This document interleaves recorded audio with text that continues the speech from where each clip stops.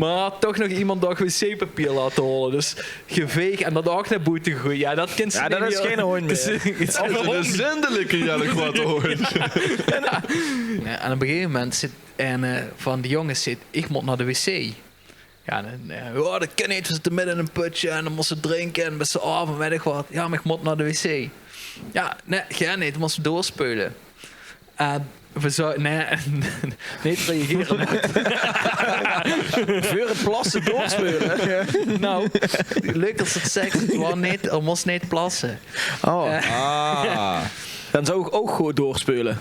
Ook gewoon doorspelen. Maar we zien hem steeds weer naar achter lopen bij de bierpongtafel. En op een gegeven moment verdwijnt er achter de gordijn. Oh nee. Ik denk, wat gaat dit doen, hè? En van waarom nog even kwijt, want iedereen is een stuk hagel vol. Dus dat En druk met het spel, en druk want met het is heel Dus op een gegeven serieus. moment, op een gegeven moment denk ik, hey, hoe is dit eigenlijk? Ja, achter die gordijn kijken was het eigenlijk al te laat, want hij hing al, had de roet open gedaan. Het kwaad wordt al gescheten. Hing al met zijn bad, Edgar Davids voor al binnen uit de selectie. uit de roet. En nee, dus daar uit de roet gezeten. Maar ja, dat waren dus 3 bungalows op elkaar. Identiek aan elkaar. Dus daaronder was ook een roet, zeg maar. Dus dat was precies op die vensterbank waar de volwassen mannenkeutel glad.